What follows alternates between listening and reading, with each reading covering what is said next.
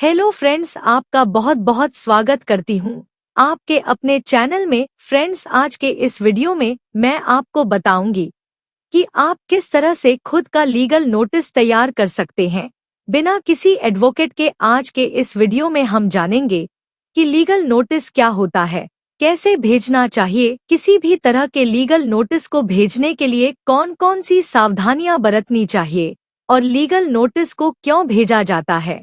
इन सारी बातों को आज हम जानेंगे और यह भी जानेंगे कि आप खुद लीगल नोटिस को कैसे भेज सकते हैं।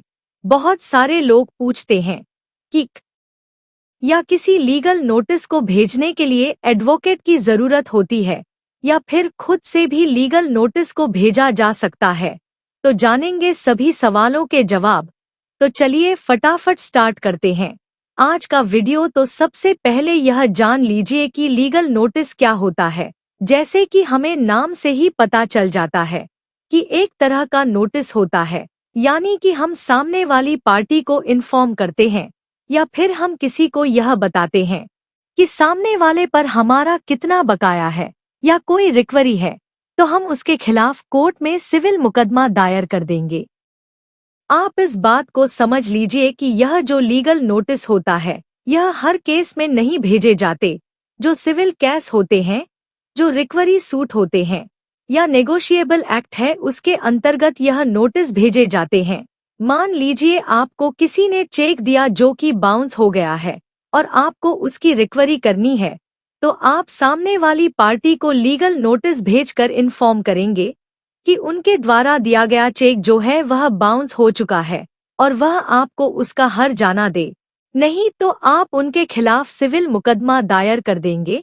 लीगल नोटिस जो होता है वह क्षेत्र 18 सीआरपीसी के हिसाब से काम करता है और किसी भी तरह के सिविल रिकवरी सूट को फाइल करने से पहले आपको लीगल नोटिस को भेजना बहुत जरूरी होता है।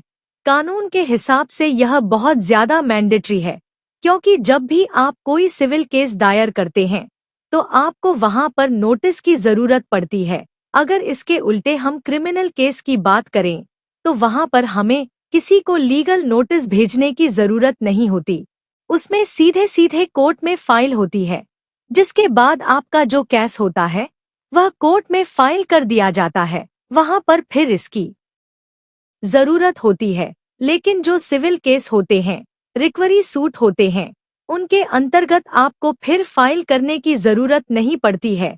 आपको उसमें एक लीगल नोटिस भेजने होता है, उसके बाद वह सूट फाइल होता है। अच्छा, लीगल नोटिस भेजने का बहुत सारे फायदे भी होते हैं।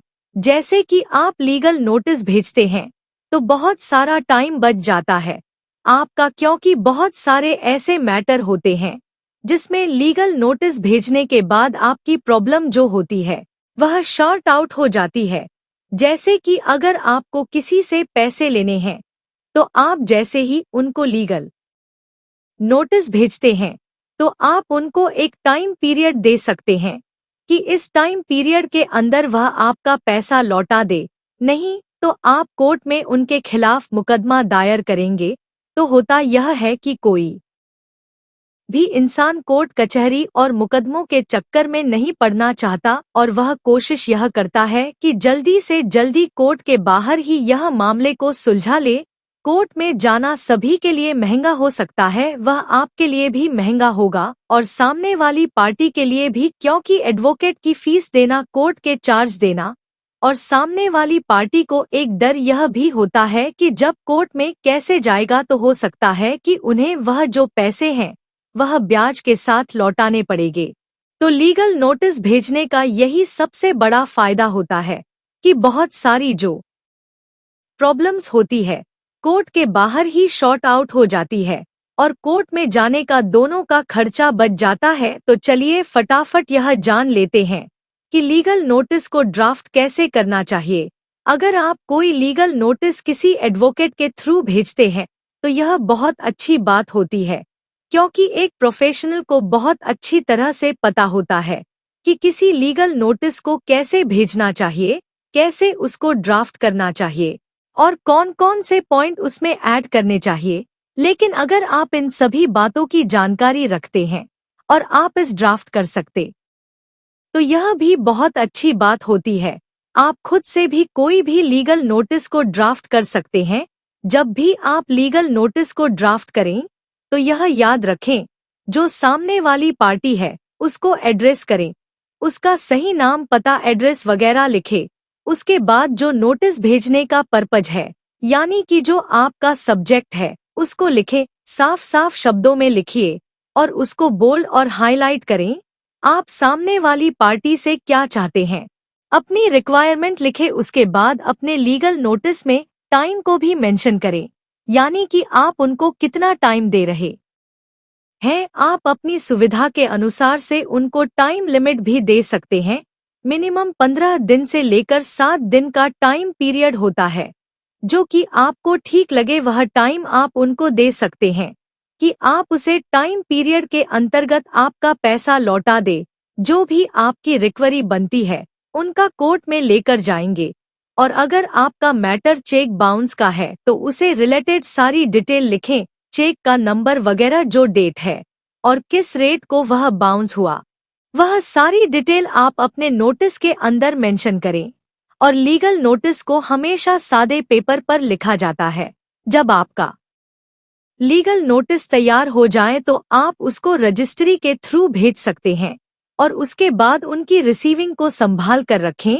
और अगर सामने वाली पार्टी आपकी रिकवरी को पूरा नहीं करती है तो आप उसे नोटिस के थ्रू कोर्ट में केस फाइल कर सकते हैं।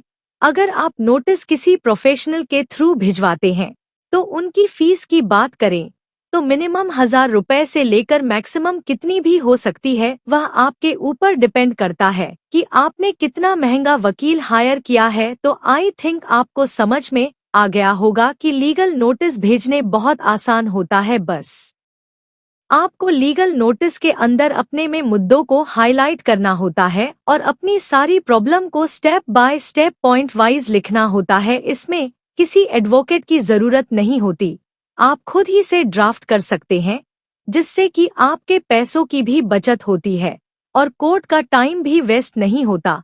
तो फ्रेंड्स, अगर आपको यह वीडियो अच्छा लगा है तो आप इसे लाइक करिए, शेयर करिए और अगर अभी तक चैनल को सब्सक्राइब नहीं किया है तो सब्सक्राइब कर लीजिए और साथ में दिए गए बेल आइकन को भी जरूर प्रेस करिए। तो फ्रेंड्स, आज के लिए इतना।